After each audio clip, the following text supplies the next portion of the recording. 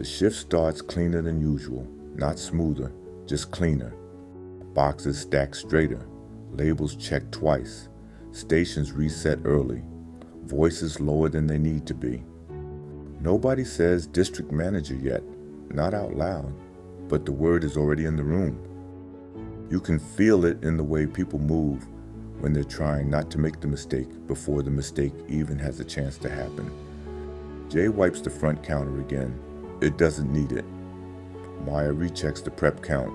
Marcus adjusts the cut table spacing with the kind of precision that usually only shows up after a problem. Tasha looks at the line like she's trying to spot the weak point before pressure does. Jamal says less than usual, which says enough. And Alex stands in the middle of all of it, trying not to let his eyes move too fast. Because this part is new, not pressure. He knows pressure. Pressure is ticket stacking, phones ringing, a driver late to the rack, a remake in the middle of a push. This is different. This is what pressure becomes when the work is no longer the only thing being judged. A lot of people think evaluation starts when the higher-up walks through the door. It usually starts earlier than that.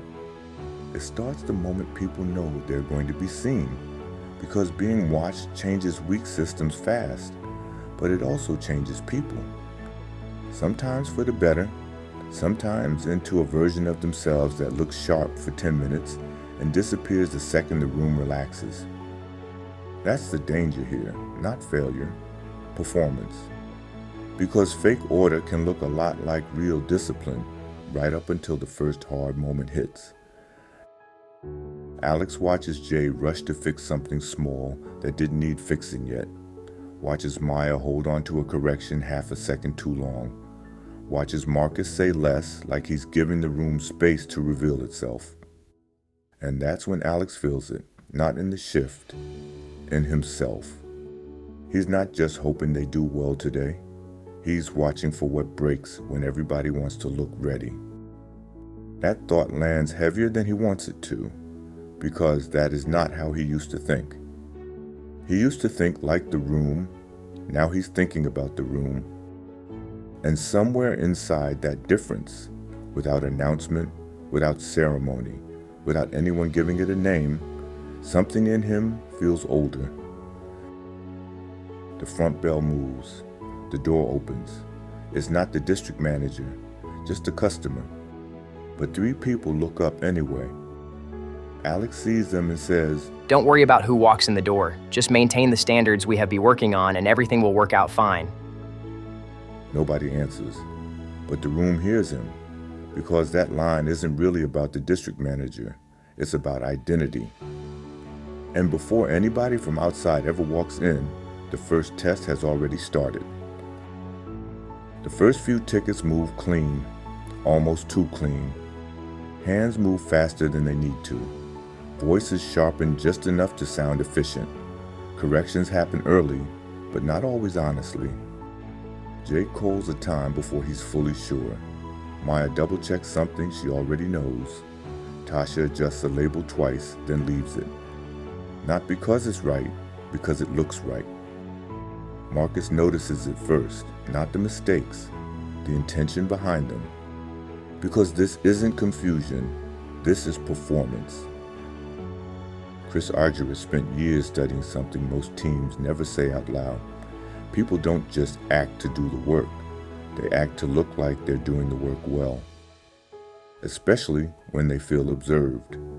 He called it defensive behavior, not because people are trying to fail, but because they're trying to protect how they're seen. And that's the risk in a moment like this. The room doesn't break. It performs. The door opens again. This time, it matters. Denise, the district manager, steps in. No rush, no announcement. But the room knows. Marcus gives a quick nod without stopping his hands. Maya, already moving, gives friendly greeting. "Hello, Denise." Tasha doesn't turn fully. "Hey, girl." Alex meets her eyes, small nod, no words. Someone else follows behind her, quieter, watching more than leading. It's the area coach. They don't interrupt, don't introduce themselves, they just watch. And the room tightens without anyone saying a word.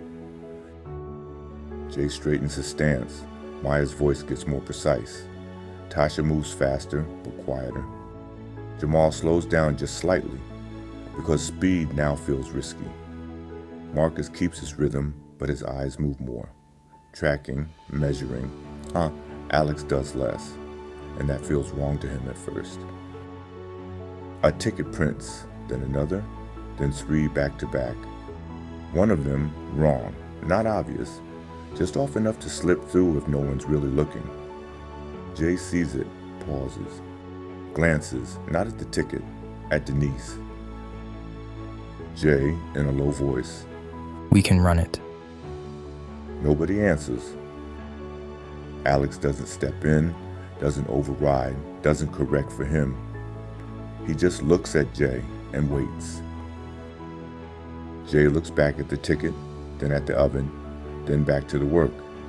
Jay, firmer. Remake. Jamal moves immediately.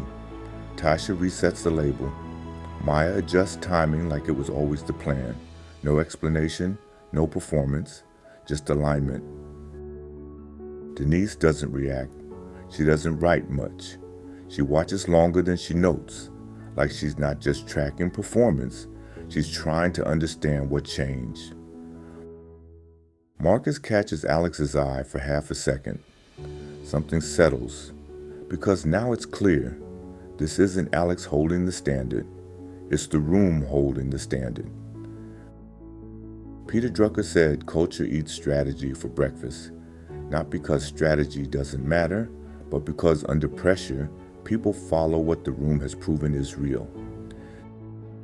Denise steps closer. Walk me through your remake process. Alex. We don't wait for mistakes to stack. If it's off, we fix it right away. It will of course cost more now, but it will cost less later. Another order moves. Tasha catches something small, fixes it immediately. Denise. You always do that? Tasha. We're trying to.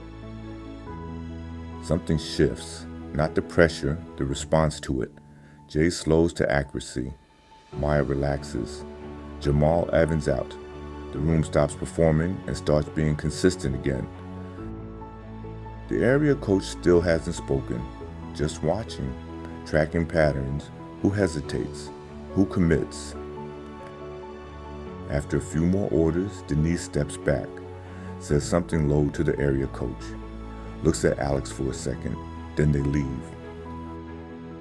The door closes, the room exhales unevenly. Jay leans back, Maya resets, Jamal wipes down. Tasha looks at Alex, not for approval, for confirmation. Alex gives her a small nod. Most people think the goal is to pass the evaluation, but what gets remembered is what stayed the same while you were being watched. Marcus passes Alex. Marcus didn't flinch. Alex nods, but it doesn't feel like relief. It feels like weight. Because earlier, he needed the team to hold the standard. Now he understands something different. The standard holds him too. And that's when leadership changes. Not when things run smoothly, but when you realize you don't get to step out of what you built anymore.